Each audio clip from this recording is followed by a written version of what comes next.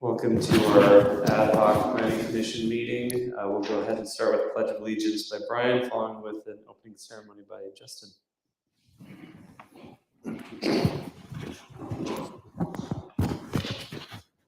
Pledge allegiance to the flag of the United States of America and to the republic for which it stands, one nation, under God, indivisible, with liberty and justice for all.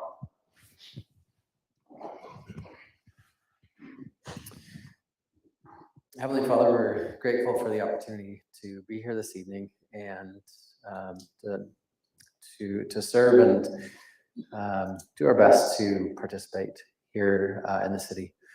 We'd ask that help us in our endeavors, help us to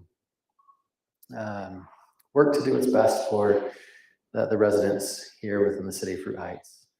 Please help us to take into consideration those the thoughts and desires of those with whom we live, and we pray for these things in the name of Jesus Christ. Amen. Right, roll call by Haley. Commissioner Brandon Bear. Here. Commissioner Clark Marks. Here. Commissioner Heidi Murdoch. Here. Commissioner Justin Wright. Here. Chairman Kevin Polson. Here. Councilmember Gary Anderson.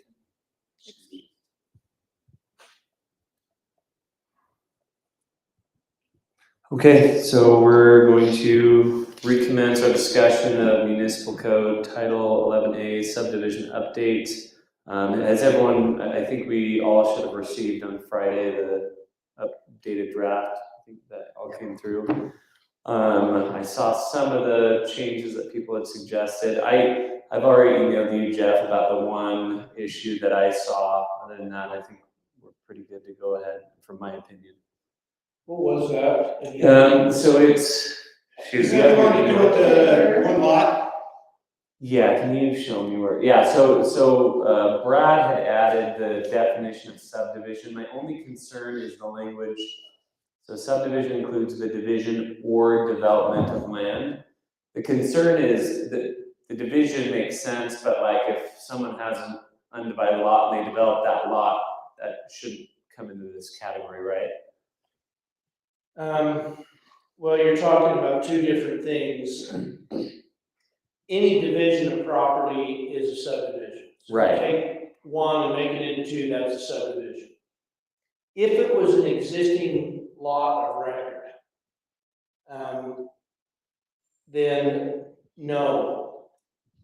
I'm trying to remember, I mean, if it was approved at some point as a building lot, or if it existed in its current state before the first subdivision or zoning ordinance in the city was passed.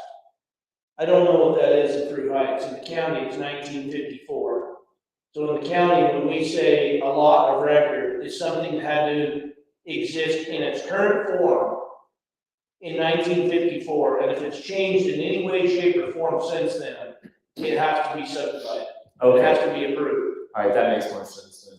I don't know what that date is, but we've never come across it here. So it's unlikely that that sort of event would. It's unlikely. Okay. But there is a provision in the law that allows for that stuff. And I've always said, if somebody wants to make a thing out of it, then they can, dig in and do all the research and see if they can make something out of it. But it's never come up in the city. It has happened in the county a couple of times. All right, that was my only question then. I just had a couple. So 110702. It's 3B. 110702, okay. And then 3B, it's just a grammatical. It says a development that extends more than 1,800 feet, but then in parentheses, the number is 1,350. So it looks like at some point somebody had corrected one, but not the other. Yeah, we were just talking about that before the meeting started, and that's, like how far you can extend a dead end street. Yeah. Without connecting it to something. and I was discussing that, we don't have anything in our ordinance now that says that. And by practice, as a matter of practice, we have not allowed people to go over 600 feet with a dead-end street, which matches our cul-de-sac length. That's worked pretty well. I guess I don't really care one way or the other. I don't think this is ever going to come up in this city with what's left to develop. I don't think we have an 1,800-foot area that's going to come up. So whether that stays in there or is just stricken, I don't know. It doesn't bother me either way, it's just, it says 1,800. If we're gonna leave it, I think we just leave it at the smaller number, the 1,350. That makes sense to me. And we can fix that. I think that's fine. I did have a question on 110703 as well about trails.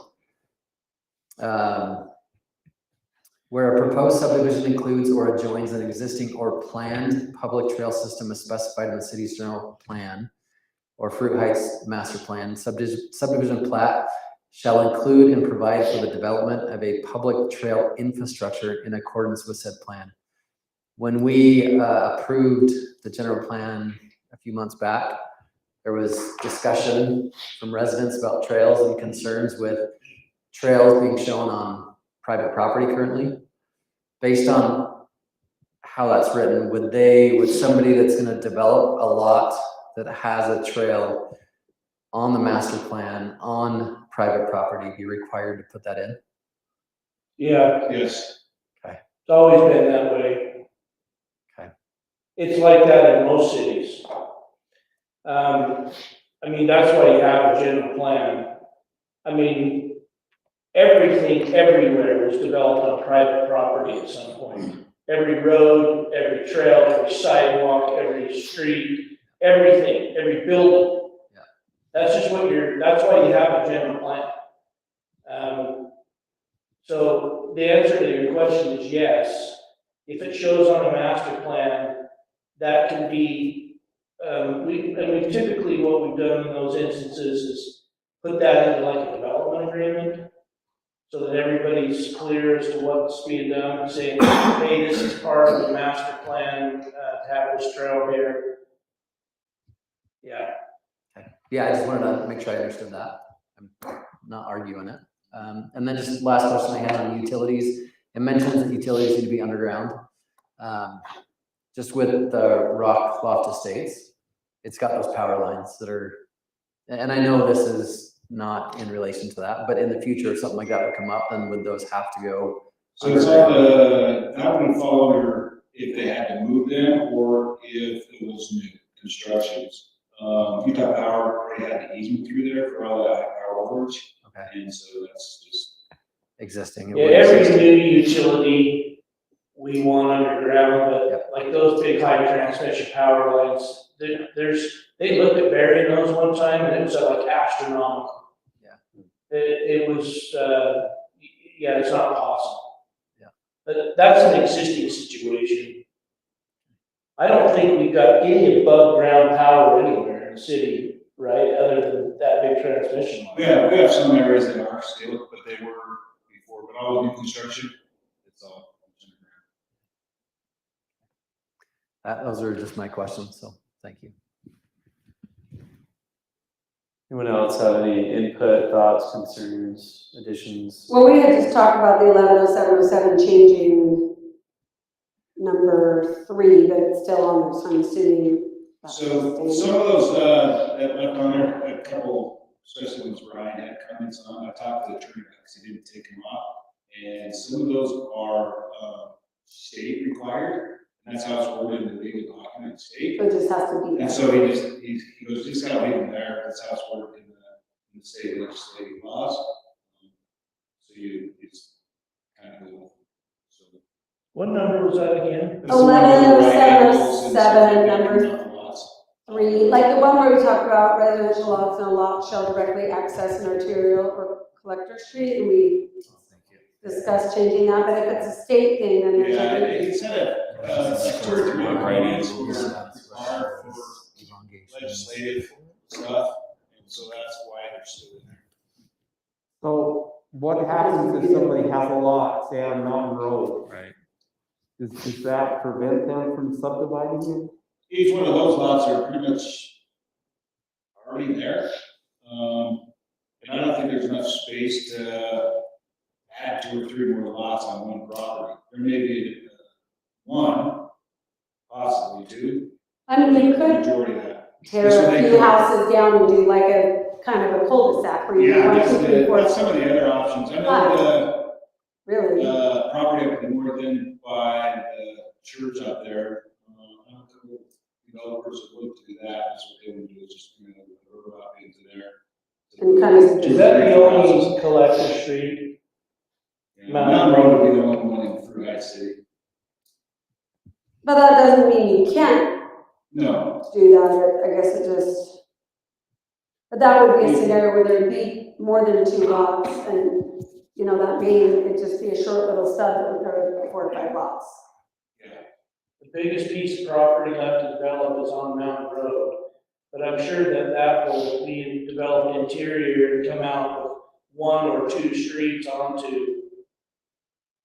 It's not gonna fade, not everything's, it won't front on Mountain Road. Well, there, I just, like, north, let's say there's Rockloft, and then a few lots that are part of whatever, Rockloft Estates. But then there's a home that I believe Kurt Matthew owns and another older home. And those 2 lots combined are pretty large. If someone tore down those 2 houses, I mean, that's 3+ acres, and the only way to develop it is to put a short little cul-de-sac in there and do a 1, 2, 3, 4, 5. So what do you do? I mean, And they have one access coming on Mountain Road at the time, it would be 5 individuals. yeah.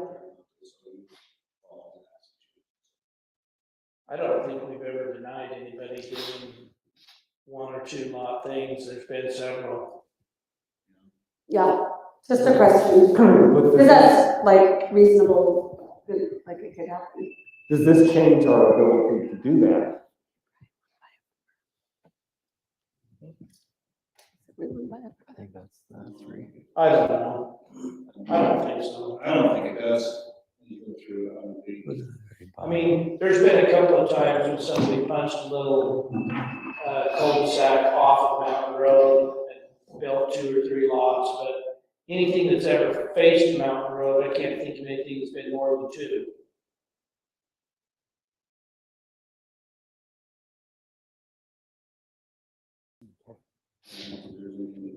They don't have the frontage to do more to. We also talked about 117701, about the right angles. And as I look at that more, it does have some, I think, quite a bit of wiggle room in there. This is about the right angles. Yeah, That is another one that I asked Brad about. That's the main one I asked because that was our biggest discussion point. And he's the one that told me, that was some legislative thing for zoning and stuff that was in there. And so that's why he did not pull it out. I was like, okay, I didn't research it, I just listened to the. I'm not even gonna remotely worry about that. You can't attach something to a cul-de-sac at an exact right angle. It's not possible. right. Nobody's gonna pull out a protractor and say, hey, look at this. It's off by 5 degrees. We're just not, that's just not what we're doing. I think the idea is like what we talked about before, is that you've got to provide for a certain amount of frontage on a city street to have a building lot. And for as close as you can, you get things at right angles to get that amount of frontage. It's not going to be perfectly at a right angle. I don't even know where they're headed with that language, because we got stuff all over the city that's coming in at not right angles. I think they have the language or radial. Wouldn't that be, because the right angles would be all the straight, abutting the street, and then I think the radial would be the cul-de-sacs. I think it's broad enough. It's approximately at right angles or radial. The approximately is the word that stays in there. Yeah, whenever possible, or, and Yeah, desirable. possible and desirable. I think it gives you wiggle room. Yeah. Well, why put it in the ordinance? If it's approximately 90 degrees, then how about let's make it, 120 degrees? Why put 90 degrees in the ordinance? That seems silly. Like, I purposely brought these up because I thought they made sense, and respectfully, as you said, screw it, let's just move on and don't do anything with it. Like, why don't we just, why put it in the ordinance if we're not gonna follow I don't have a problem taking it out, but you got a city attorney that says that's the way it needs to be it? drafted. Well, I disagree. I mean, the attorney should email and say, okay, I think this is why we're putting it in the ordinance because of X, or we shouldn't have peculiar shaped elongations because of this reason. Or we shouldn't have lot space in Mountain Road or Collector Street because of what? I mean, just explain it. Why put it in the ordinance? Why pass it if we don't know what's in it? You know? Well, I don't have that explanation tonight, Brian. I didn't, Monday, discuss it. Why would this, I didn't bring up. what was your explanation? Because there was, I asked, and that was, I asked that. Through the legislative. Is it a law, isn't it a law somewhere? I don't know, he's going to just take it out. He recommended. He just said, yeah, he just said, no, we just said, we just need to. You recommend to take it out? I do, I mean, that's what I did Thursday, I wasn't asking you to do that, I don't think, so I don't either. that's what I recommend is removing. But, like I said Thursday, I'm fine with. We can try and get some clarification. I don't know, but why pass it if it's not gonna, so. I can easily see instances where there's subdivision on, there's a lot of. Residential streets. That could happen in any instance, and I could see someone saying, well, why do we, have a right to use the side yard, or approximately, then someone down the road, maybe, you know what I'm saying? 95, 98, or something, and using a foot factor, and that's not. That's. Typically in statutes, they'll put kind of the fluffy language of approximate just to prevent intent and desire. Kind of like when we think about the general plan, like, are we going to develop golf course? Probably never going to happen, but like, it's for future intent to show this is the desire, but we are allowing flexibility where it's not possible. So I think that's the intent with language like approximately, because there can be times where it's to do a right angle, but it's the idea of being, it should appear the way it appears on most streets, where everything is abutted up there. You have the 90 degrees, and then when you have the roundabouts or the cul-de-sacs, you're radial to the street. I couldn't find, I tried to look in the Utah code to see where that might be. I couldn't find that, but I did find in other municipalities, they use that same language of approximately at right angles or radial to the street lines. I pulled up Layton's code, and they have a great example of irregular shaped parcels, and I thought, wouldn't it make more sense to have specific examples of irregular shaped parcels as opposed to, I mean, I can imagine that the state is enforcing sizes of parcels and shapes of parcels.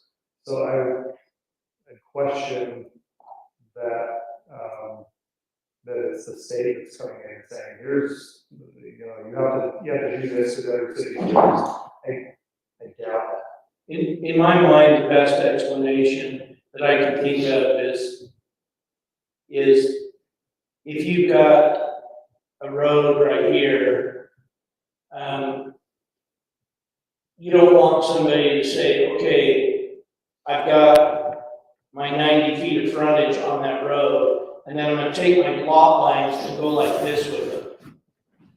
So that as it leaves the road, it just makes these converging points and some weird shaped lot. You want to square things up so that you've got room to build on. Those are the things that if somebody came in with something like that, they're gonna say, no, this isn't gonna work. You gotta get this thing so you can build a house on. I mean, that's the only thing I can think of.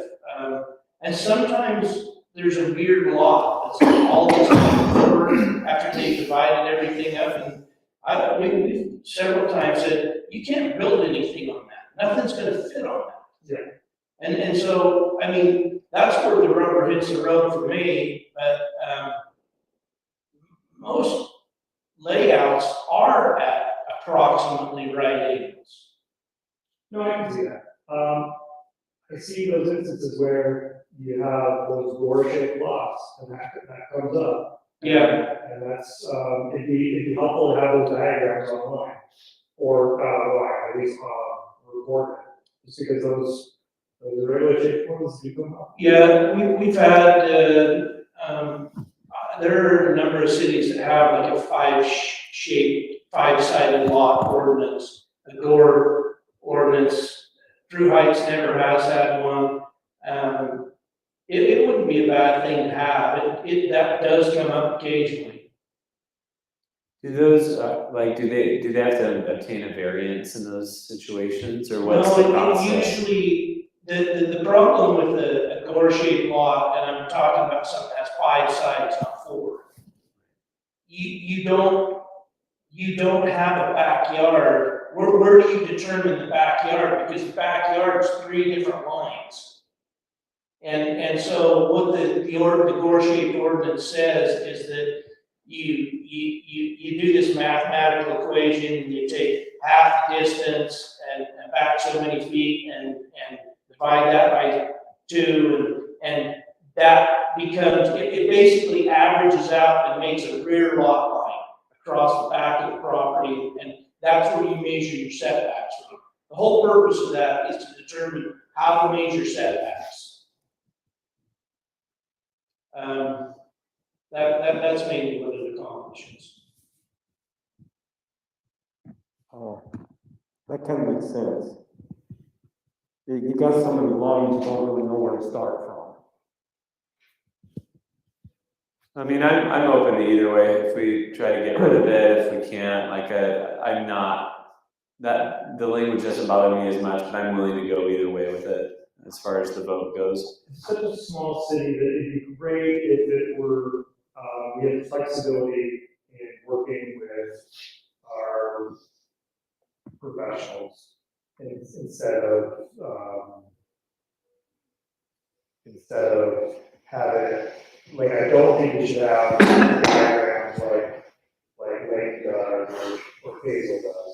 It'd be great if it was just open to permutation or open to review of staff. Well, and I think that is, when it's approximate, staff can review it and go through that process. It's not saying it has to be that way, it has to be approximate. That's when that gives you an opportunity to staff to be able to go through a review and make sure the lots fit. Just like our other subdivisions we've looked at, making sure you're building, that becomes a big issue. Especially if you've got a lot of other geotechnical stuff or those kind of things on that lot. You have to be able to go through and say, okay, there is a building area. And that's just part of the staff working through it. But it says it's 90 degrees and that's it. You have nothing else to go by. This just says approximate. It gives you that opportunity to work with other things. Once it's in writing, once it's recorded, it's hard to go away. So I just don't like putting things that are restricted, down. Okay, so I did find, I think, the code in the Utah code. This is, oh shoot, it's gonna take forever to find it again. All right, let me go to the top here. So this is Title 10 zoning regulations, Chapter 1, general provisions. So the starting is 10.11, so Utah code 10.11. And then it goes down and it's talking about layout of lots. It says lot dimensions shall comply with the minimum standards of the zoning ordinance in general. Side lot lines shall be at right angles to street lines or radial to curving street lines. So maybe we just make it exact to this language, because I think this language is better. Because it says radial to curving street lines. That makes more sense, because you're saying we can't do the 90 degrees on the curving street lines, but we can do radial. So what I could do is I could copy this. Can you tell me the code reference on that, 10 what? So 10.11 is the opening of it. And then I'm trying to see what sub this came in. It's a This- miracle you can even read that on your phone. It's really small, right? 10, so go 1025-4 sub. He's got good eyes. 1025 for 1025-4, and then it's sub, and I think this is the Utah code. That's where, like, the initial link said it was sub D2. So 10. did you say B2? D is in dog. D2. But let me just make sure I'm not like looking at like Florida code or something, but I'm pretty sure when I clicked on that link, yeah, this is utah.gov, Title 10 zoning regulations.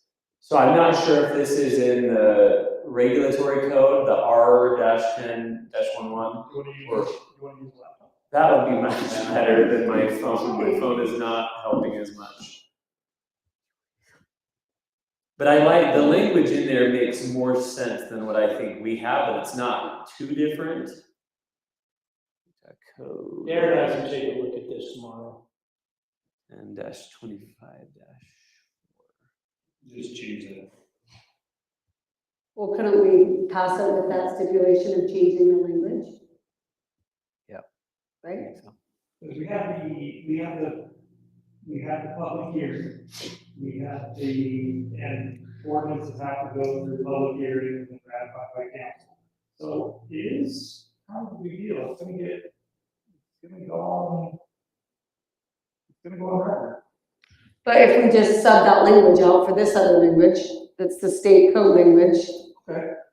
all right, what are your thoughts on that? Sounds great, I hope for more staff flexibility, not if it's state code, that trumps all city regulations.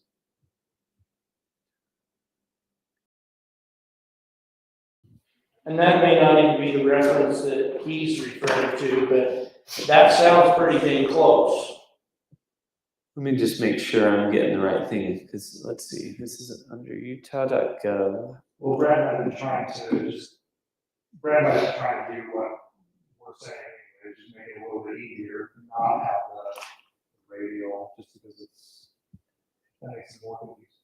I think it's basically just saying if it's a cul-de-sac, it'll be at a radial, and if it's a straight road, then you want it approximately at 90 degrees. Right?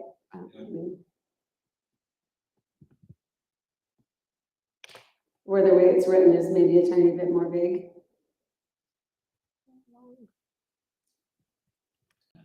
-2. Seeing if it's an administrative code, R10-.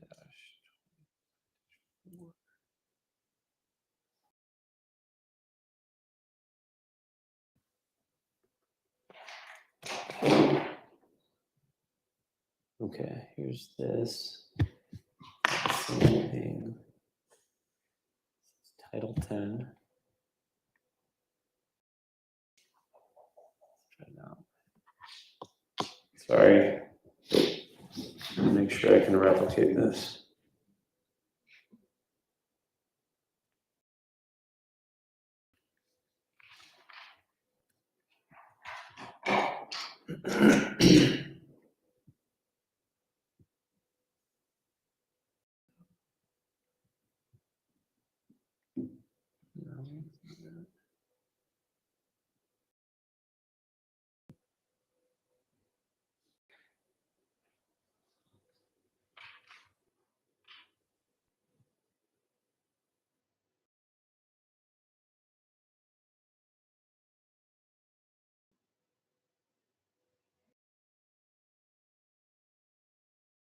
So I can find it under utah.gov, but that could be that it's dated or something. I'm not finding it in the Utah code or the administrative code, but I am finding Kevin, it. we can take a look at that. I'm gonna look under 10.11 and 10.25 for, Yeah. just see if I can find something. I always like to use, exact language that's in the state law, because even though that can change, that, you know, there's no disputing what that says. Right. And I'll text you.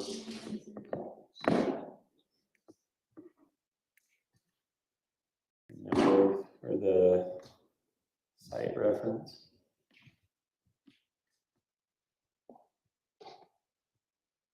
Okay, so I just sent that over to you. Okay. Can I ask you another question?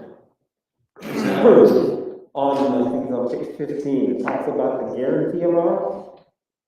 And I'm confused on what that is. Is it the guarantee on the entire improvements of the subdivision or just on what's left? It's all of the required improvements in the subdivision.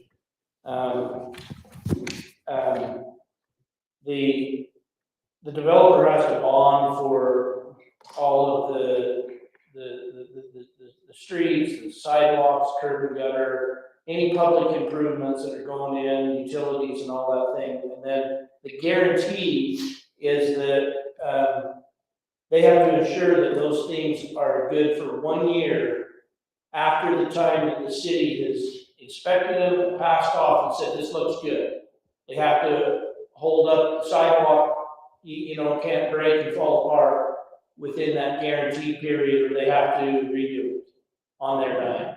It used to be 2 years, but now we're only allowed to guarantee 1 year. So that's what that means. Okay, so when it says 110% of the cost estimate, it confused me a little because you have a cost estimate of what's left to do, and then you have a cost for the whole project. We hold a little bit extra, and when it's inspected and passed off, you give them the 100% back and you keep the 10% through the guarantee period. Sometimes it's 125%. So the 100% would be on the cost, the 10% would be on the cost of the whole development. Or, Yes, yes, Yes. of those improvements. of the whole project, 10% stays with you that whole project. Okay. I just got a little confused. I don't know if anybody else saw some confusion in that. Because it talks about the remaining improvements and then the cost of all the required improvements and calls it 110.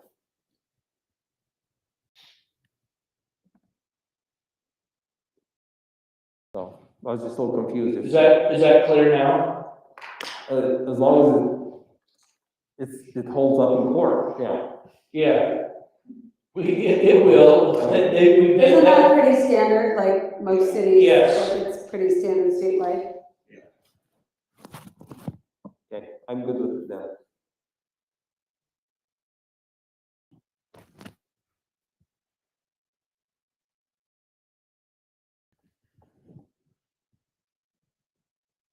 Any other thoughts, questions, concerns?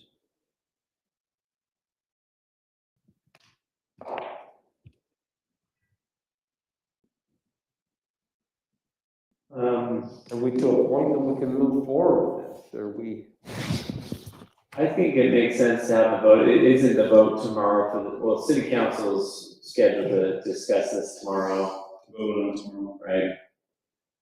couldn't we do it with the stipulation of switching that language out to state code and then the city council could keep, I mean, you can change it by tomorrow, they can move to keep the same and change that one part, and then we're doing the application also, right? So to bring up that, I've talked to a couple different cities and the attorney. Instead of it being an application fee, it needs to be a checklist. Your application, not fee, but your application things, that's all your ordinances. Yeah. So it's better to say that as a checklist instead of an application form that you have to fill out and have fraud requirements. They recommend changing it to a checklist. Because then you can use every one of your ordinances to fill the application. So would we change the word application to checklist throughout? Or we just, when it's referencing application, what we're That's part of doing? the application. The check part of the checklist. Yeah. Okay. Yeah, so I'm still, I'm personally comfortable approving it subject to reviewing the checklist and making sure we have comfort level with that.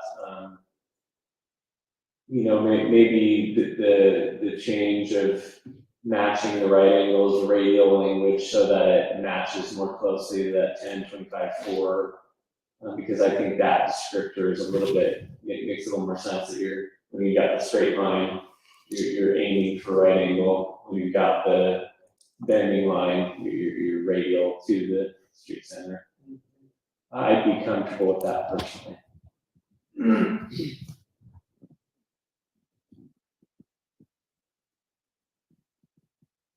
I'm fine with that.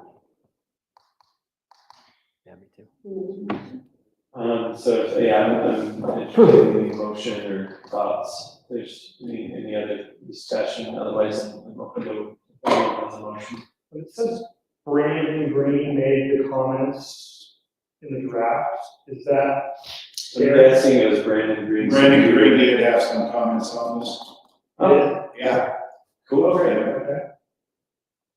Is he consulting? He works for the engineering company that's our engineer. And some of the comments he has from what other cities are passing tomorrow too. Just gives a little bit better. He can't- Some spots. He can't get rid of us. No.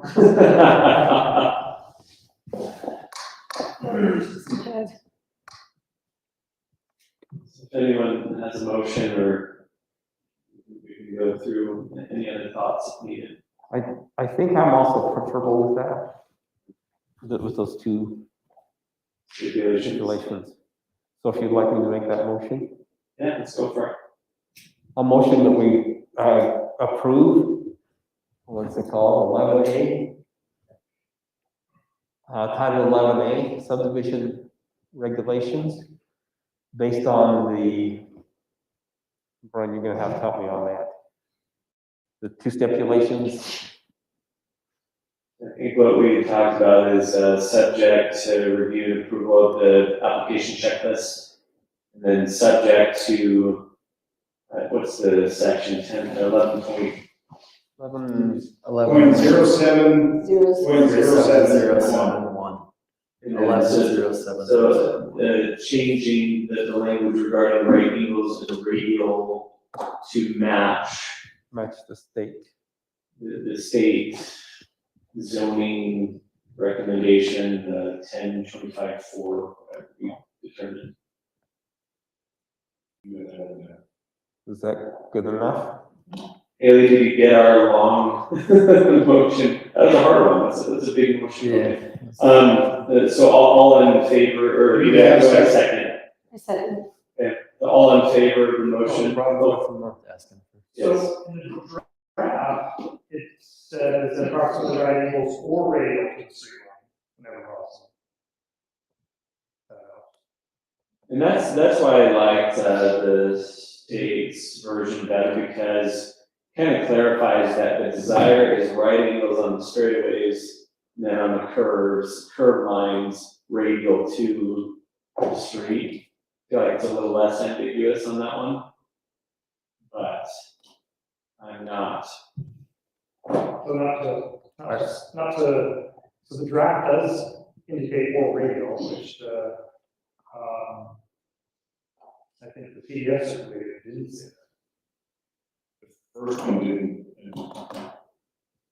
I still think the state code is like a little just clear. Oh, I mean, it's not that much different, but I still think it's a little more clear. The way it's worded. I'm personally fine with either version. Like, that's, Yeah, and I'm totally good with that. What do you propose, Brian? What do you want to say? the motion has been made. Well, I mean, we certainly should, we could circulate two motions and vote on both.